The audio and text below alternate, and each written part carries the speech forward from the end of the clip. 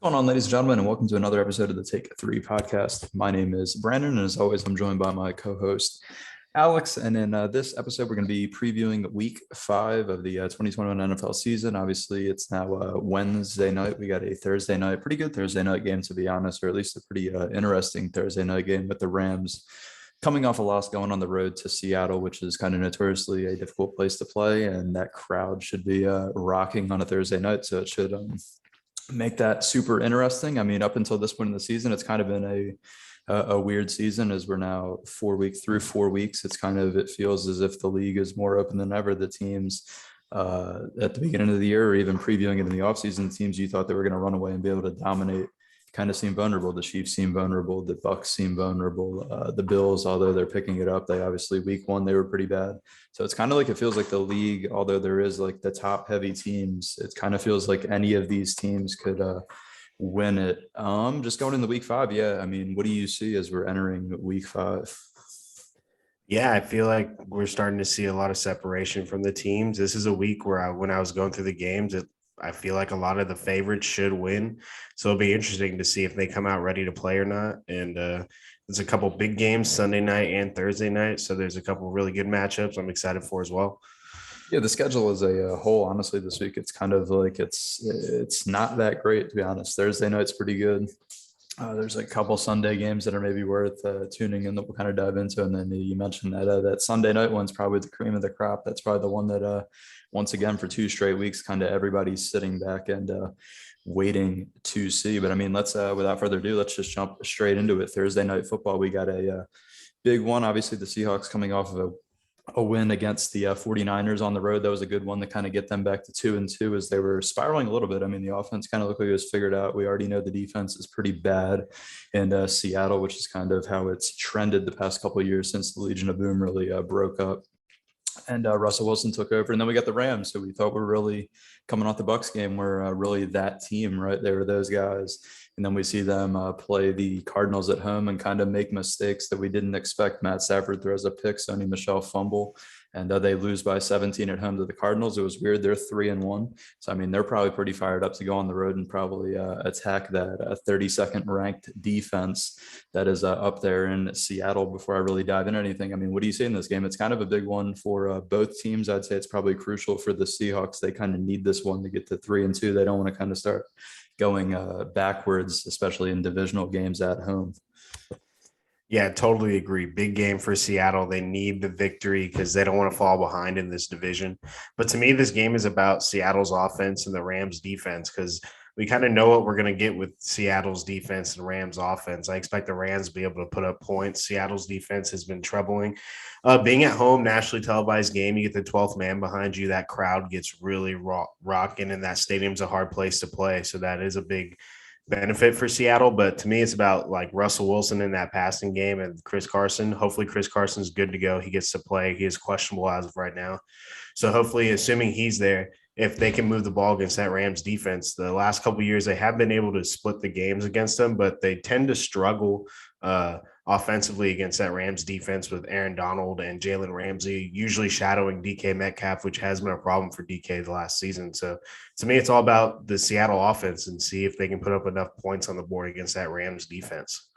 Yeah, for sure. I mean, yeah, when you look at that, it's kind of interesting to see that the Rams defense as a whole is 27th ranked in the league, and obviously the Seahawks are dead last, 32nd ranked in the league. But yeah, I mean, I would agree to the point that it's Russell Wilson. He's going to have to find ways to attack the Seahawks offensive play calling is going to kind of have to find ways to free up Tyler Lockett, free up DK Metcalf. Because, I mean, we've seen the past, at least last year, we saw Jalen Ramsey kind of put him in the Louis duffel bag and kind of not really, shut him down. And then the offense looked like shit. And it was kind of like, there's the game. I mean, I think the Rams, they're 23rd against the rush. So I think if Chris Carson's good to go, I think they should try to get that going. It kind of opens up everything. If they're able to run the football at least a little bit and double Aaron Donald on the inside and kind of create gaps for Chris Carson to pick apart, it can really set up everything in their offense. They can get the bootlegs going. We know how dangerous Russell Wilson is against with the bootlegs and the play action. He's just able to roll out and make plays. And I think it's big to see, can the Seahawks defense force a turnover? You don't have to be a great defense we look at the Cowboys, they're not really a great defensive unit, but they're able to force turnovers. They get picked apart through the air. I think they've allowed the second most yards through the air, but when you force turnovers, get your offense extra possessions and you're able to score points. So I think it'll be interesting to see if the Seahawks could somehow at home with the crowd noise force a turnover and yeah, kind of swing the momentum. I think it's that type of game. Yeah, and that's going to be like the best environment for it if it's actually going to happen for Seattle. Would be like nationally televised game at home, night game as well. It kind of sets it up perfectly for the defense. So let's see if they can capitalize.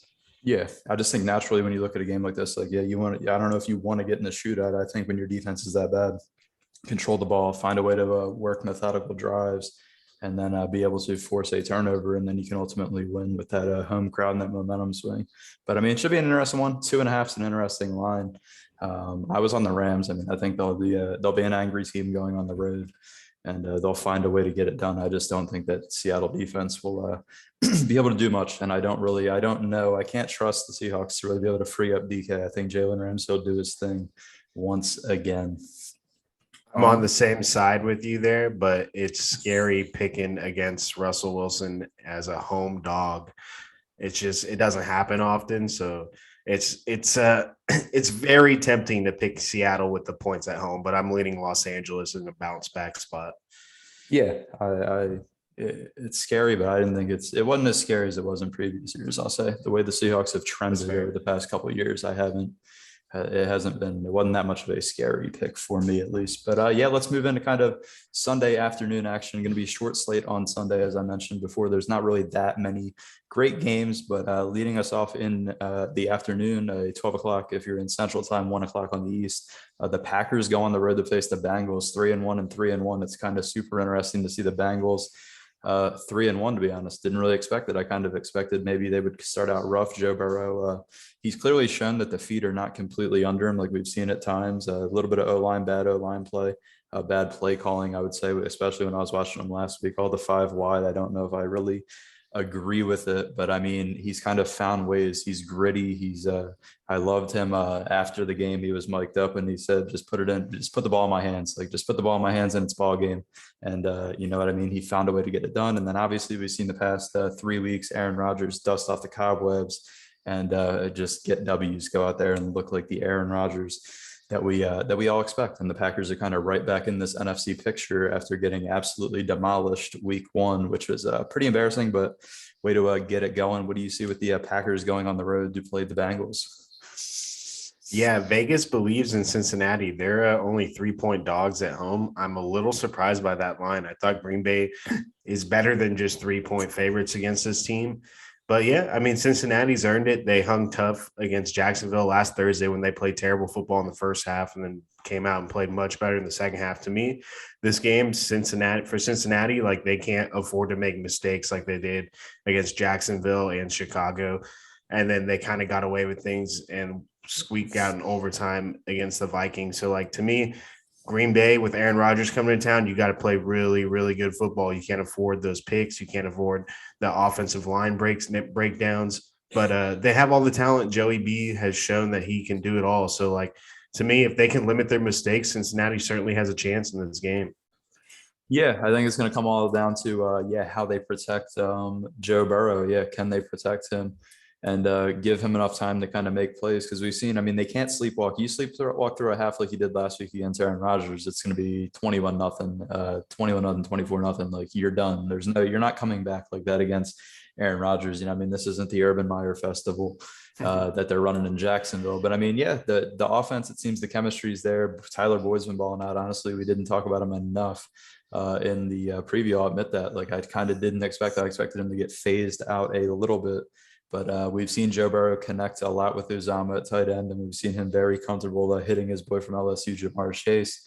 So, I mean, I'm just interested to see what type of game plan, especially with, I don't know if Joe Mixon's going to play. He has I think it was a mild knee sprain or a knee sprain, something like that. It was either a knee or an ankle, and he's questionable up until this point. I mean, it doesn't sound like he's going to play, to be honest. I don't think he's practiced all week. So, I mean, will they be able to get that same effectiveness out of the backfield? They call weird schemes. Like, they don't run enough. I don't think they go too much 5 wide. And I just don't know if you want to get in a shootout with Aaron Rodgers. The line was weird there, the 3 points, but I was like, I mean, it's Aaron Rodgers, and I can't really trust, even though the Bengals are 3-1. I can't sit back here and say, yeah, I trust the Bengals, their defense. I mean, they'll definitely, I think it'll be a competitive ball game. Like they'll be able to attack Aaron Rodgers a little bit, but I expect they'll make mistakes, right? They've made mistakes and kind of got away with it against some bad teams. But I mean, when you make mistakes against one of the greats like Aaron Rodgers and a team like the Packers, we will see. We'll get to see how good that secondary is as well. We'll really get to see. We'll get to figure out about the Bengals. We'll get to find out a lot about them of how are they serious at all. Like, can we expect this team to compete in the playoffs? Yeah, and like I expect them to make mistakes. I like the 3 points for Green Bay here. It just seems too small to me, especially with like the possibility of Joe Mixon not playing, because not having Mixon, I think, hurts them a lot offensively. So I don't know. I like Green Bay with the 3 points on the road a lot. Yeah, same here. I trust Aaron Rodgers a hell of a lot more than I trust Zach Taylor. It's Zach Taylor and Joe Burrow. I mean, Joe Burrow is kind of he's still shaking off the knee a little bit, but I mean, bang, he's got him 3-1, man. You steal this one, we're going to start talking about you a lot more if you find a way to steal this one. I will tell you that it's super. It should be super interesting there in Cincinnati.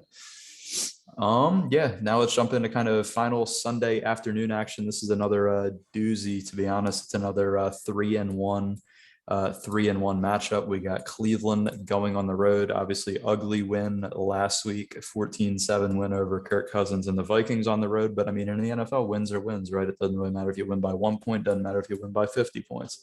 They all count for the same. They're going to go on the road, try to get things hashed out, get that offense figured out. It seems like the offense has kind of gotten weirder and weirder since Odell's came back and Jarvis Landry's been out. I've always said before, Baker has great chemistry with Jarvis Landry. He doesn't really have that good a chemistry with Odell Beckham, and we kind of see it. And then obviously the Chargers, we were high on them. We've been high on them for the past 4 weeks, it seems. Justin Herbert, another home game, a big afternoon stage, and it's going to be super cool. It's kind of got to see who's really the cream of the crop. We're going to get to see these two quarterbacks go head to head, and we'll get to see how the Chargers go up against a legit pass rush as well, and the Myles Garrett attack. We'll see how they hold up against that, and what Brandon Staley's offense will look like. And also, can their defense slow down the running attack? We know with Nick Chubb and Kareem Hunt in the backfield, we know the Browns like to pound the rock and play smart football. But yeah, what do you see with the Browns going on the road? This should be a super tight one. I think it was 2 points, right? Chargers -2, I think, was the line. Yeah, this should be a very good game, super competitive matchup. I had a hard time picking which way I was leaning, because like the Browns only 2 points is on the road is pretty damn good. They're a really good and talented football team with talented unit offensively, running the ball and defensively. So like I feel good about the Chargers and their secondary, and they've done a pretty good job against the run, but Dallas gashed them pretty good against the run. And I could definitely see Nick Chubb and Kareem Hunt having a day against the Chargers. And if they get just that time of possession battle and Baker's just get out there, accurate passes, 2 touchdowns, I could definitely see the Browns taking it. But man, every time we talk about Justin Herbert and the Chargers, I just get excited. It's just fun. He's just so good with so many weapons offensively, and the defense can take away the ball anytime. I just love the Chargers, and I'm rolling with the Chargers again at home just to keep it going. We've already seen them win some big games this year, and Cleveland's a hell of a team. And what's fun this week is we get to see the elite AFC teams face off in Sunday Night Football and here. So this could be a preview of the AFC Championship. It could be a divisional round, but I'm very excited about this game. I think it's a coin flip. It's going to simply come down to who makes the least amount of mistakes, and if the Chargers can slow down that Browns running game, which is a big question. I don't really know if they can. It's probably the best running game in the league, and I'm leaning the Chargers just because of Justin Herbert. But man, the Browns make it tough. Yeah, I mean, it's a contrast. The Browns are ranked 12th on offense. Chargers ranked 11th. Defensive wise, the Browns come in with the second ranked defense in the league. Chargers have the ninth. And then the contrast of styles on offense is super interesting. The Browns are 26th in passing, but first in rushing in the league, obviously with that 2 backs in the backfield. And then we got the sixth ranked passing offense with Justin Herbert, and they're middle of the pack at 16 in rushing. So yeah, I mean, obviously you're not going to stop it. Like Nick Chubb's a monster. That offensive line, they've kind of that scheme that they have running there. It's a built to mow down. But I wonder if they can be able to if they can force a turnover out of out of Baker Mayfield. I don't know why I botched that, but yeah, if they can force a turnover out of Baker, kind of get after him and force him to make a throw that he kind of doesn't want to make. We've seen Baker's kind of a gunslinger back there, kind of Brett Favre-esque at times, where he'll get out and do some wild things, throws across the body, throws across the field.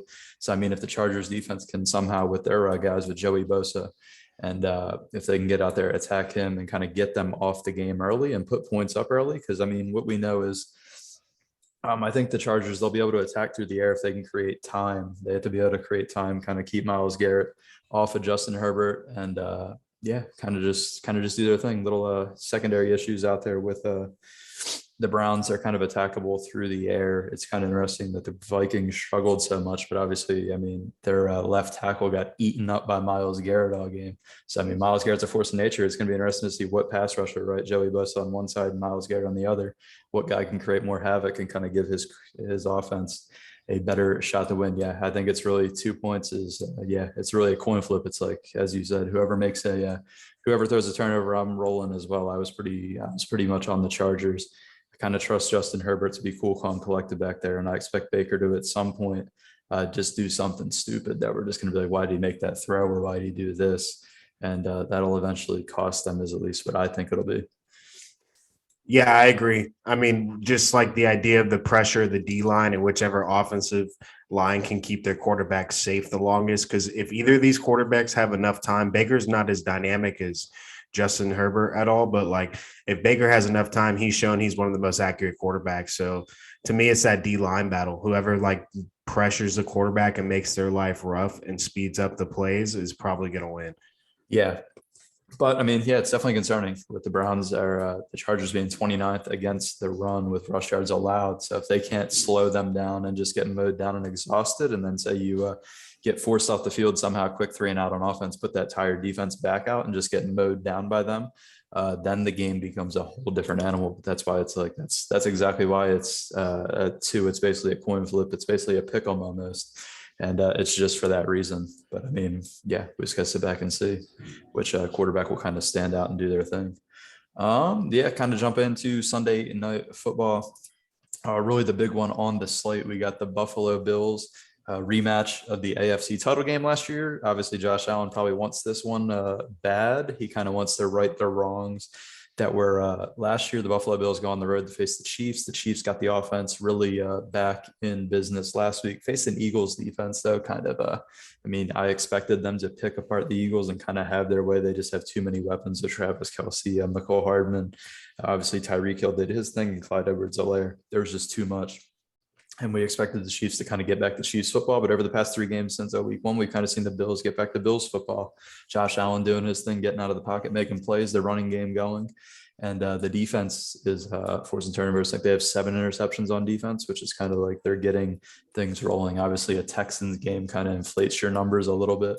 But I mean, this is really this is a big one. This could be another preview of the AFC title. Like, we could be seeing these teams play in January. What do you see with the Bills going on the road in this rematch of the AFC title? I really like the Bills in this game. I honestly think they're going to win this game just because the defense for Kansas City has been playing so bad. And I'll be honest, I this is contradicting to my spread pick because I picked the Chiefs, because part of me just thinks the Chiefs aren't going to go under 500 again and just win games. I have a bias with Mahomes because of these last few years. It's illogical and it doesn't make sense. I just see Mahomes playing, so I give him the nod. But realistically, when I break it down, I got to lean Buffalo. Their offense is humming, but to me, the big difference is the defensive units of both teams. Buffalo's defense, like you said, 7 interceptions. They're forcing turnovers, and Kansas City can't stop a nosebleed. They're getting run on. You can throw the ball all over them. Even in the games they won, they've still let up a ton of points. Philadelphia was able to score, I think, 30 points last week. So Kansas City's defense just scares me. The offense will do what they do, and I think the difference is just that Buffalo's defensive unit is much better than Kansas City's at this point, and it's not like entirely close. Yeah, it comes down to, for me, when I was looking at this one, I was on the Bills since I saw the line. I think it was last week. I just don't know if the Chiefs defense can do anything. They kind of get mowed down. They got really mowed down and beat up by the Eagles. They've gotten mowed down and beat up by almost everybody they face. So it's like, I don't know. It's kind of putting too much pressure on Patrick Mahomes, but I mean, when you pay your quarterback this much and you kind of stack your offense with your offensive line this much and your receiving core, when you build that offense, you know the defense is going to take a hit, and it's interesting to see that Chris Jones and those guys. Obviously, I don't know if Frank Clark's coming back. That's kind of that hurt last week when you don't have Frank Clark to get after the quarterback. But yeah, I mean, the stark difference in defense. The Bills come in with the first ranked defense, and then we look at the Chiefs with the 31st ranked defense.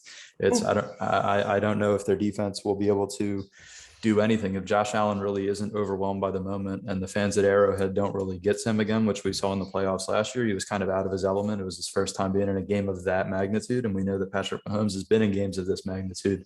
So, I mean, I think Josh Allen will be well prepared this time. I think Sean McDermott, who will have his guys under control. And the Bills 2.5, I was kind of all over. I like the Bills to show that they're the real deal. And it's kind of, maybe it's their year. It's weird to say Buffalo Bills, it's finally their year if they don't make mistakes. But I mean, I won't count the Chiefs out because obviously that offense is so dynamic and they can really torch any defense, even the first ranked defense. If they give Patrick Mahomes time to work and they get a free up McCole Hardman or Tyreek Hill, they can make magic happen very easily. But I'm interested to see, once again, if that defense can somehow get to Josh Allen, maybe force a fumble, maybe force an errant throw, a tip pass, just something to get the offense back on the field, maybe go up 14 and kind of overwhelm and take the momentum again from the Bills. But I mean, I'm all over the Bills. I think, that was really what I was running with. Bills 2.5. I think it's a good play. Yeah, I think Bills 2.5 is actually a really good move. Once again, I just have that Mahomes bias, so I'm going to lean into it. I will say this about the game. The one thing I really like it from a fantasy perspective and a props perspective for the receivers, Kelsey, Hill, Diggs, and Sanders. I think they should all have pretty good games.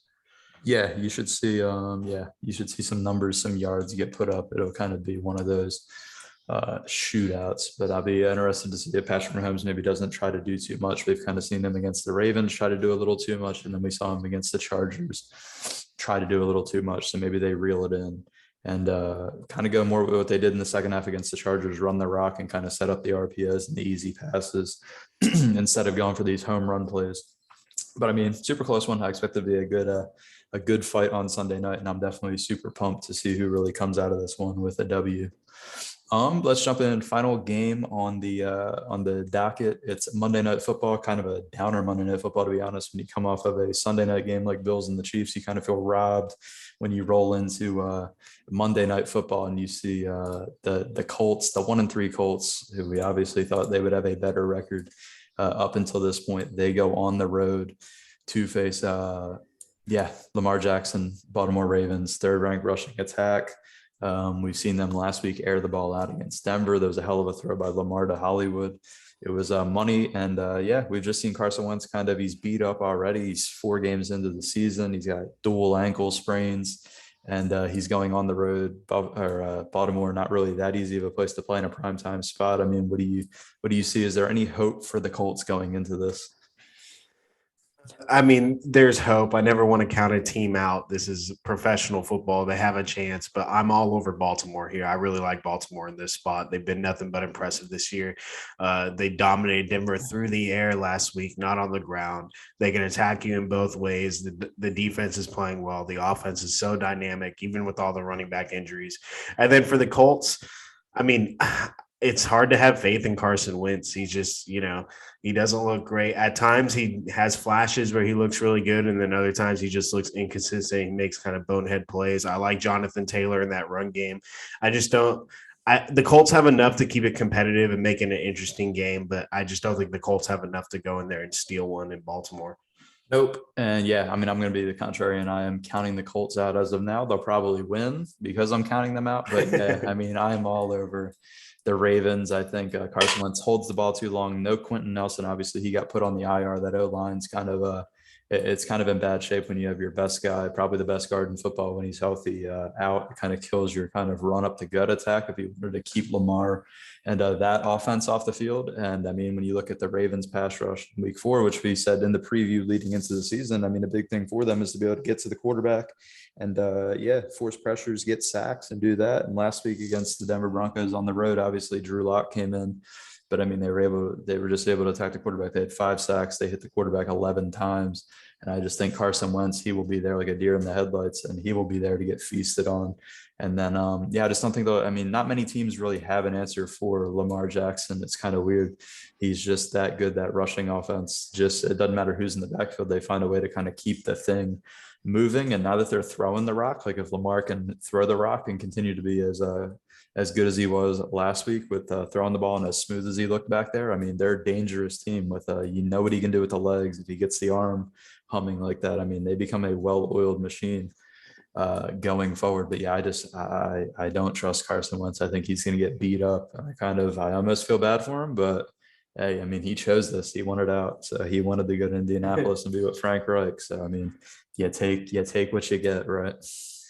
Yeah, I mean, different place, same story. I don't know how a man twists and hurts both ankles at the same time. It's almost impressive. A little bit sad, but it is kind of impressive. Yeah, I just think the Ravens are showing us that they're legit, even with J.K. Dobbins out. They're still doing their thing. It's interesting to see how they just cycle guys in there. They're a running back factory. Howie Roseman said the Eagles are a quarterback factory. Kind of false. The Ravens are legitimately, I would say, they're a running back factory, and I think it helps a lot when you have Lamar Jackson back there and teams have to worry, shit, is he going to take off? And they're kind of willing to let the running backs eat for some yards to not get burnt bad by Lamar, which is super interesting. So yeah, I'm heavy on Ravens 6.5. I think it's easy money in my opinion on a Monday night. I think they'll find a way to force turnovers out of Carson or at least beat him up pretty bad.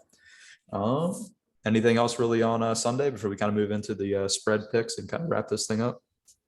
All Ravens Monday night. And I do think after this week, we'll get a better idea of the AFC playoff picture just because we get all the elite teams playing each other.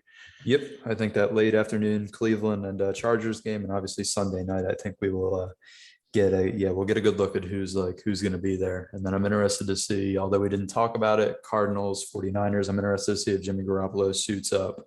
And yeah, if the Cardinals can keep it rolling. Everybody's kind of expecting the wheels maybe to fall off. I've heard a lot of people say, yeah, the Cardinals, but I'm like, slow down. Like we saw them be so good through 8 games last year, and then you just see them kind of fizzle out.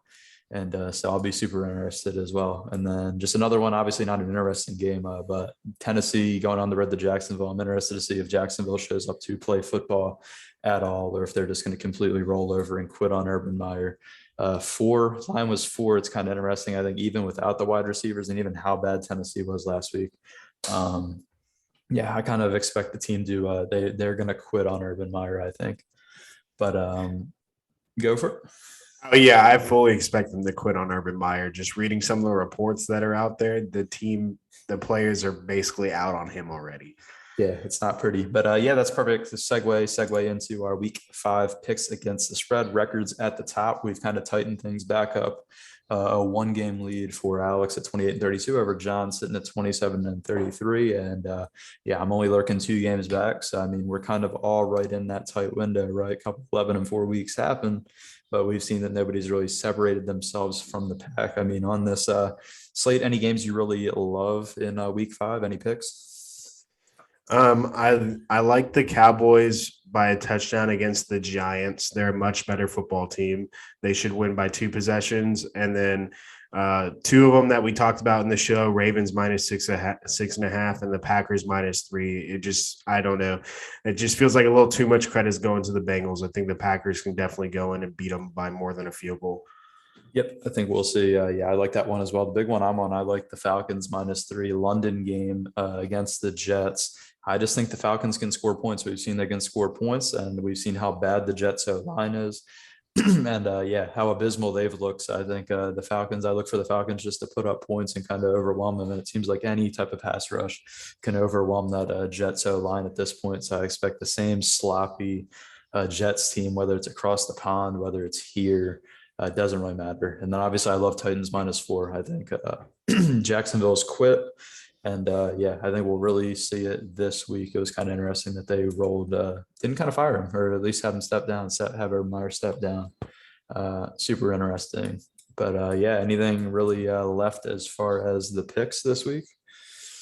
Interesting week. A lot of favorites. I'm seeing between all 3 of our picks, a lot of similarities, a lot of favorites. Yeah, I was kind of, it was tough, but yeah, I was definitely, I was heavy on the favorite. I kind of switched up, went Bears +5, Justin Fields getting the nod. Yeah, I'm just kind of, that was like a long shot. When I looked at a team that, hey, maybe their defense will do something, maybe Justin Fields will really revitalize them. We'll kind of switch it up. And then obviously the weird one was the Bills 2.5. They're usually not a, dog on regular weeks, but when you go on the road to play the Chiefs, who have been in the Super Bowl the past 2 years, you kind of get that. But yeah, I was big on those were my two. I went with the Bills. But I mean, yeah, that's going to be a wrap for today's show. I want to thank everybody for listening. Please like, subscribe, and comment. If you have any suggestions, we would love to hear your opinion. And as always, make adjustments to either the previews or the recaps. As always, the Spotify link will be posted in the description if you're an audio only listener. Those will be posted along with the video on Spotify, so you have access to those. And yeah, thanks everybody for listening, and we'll see you next week.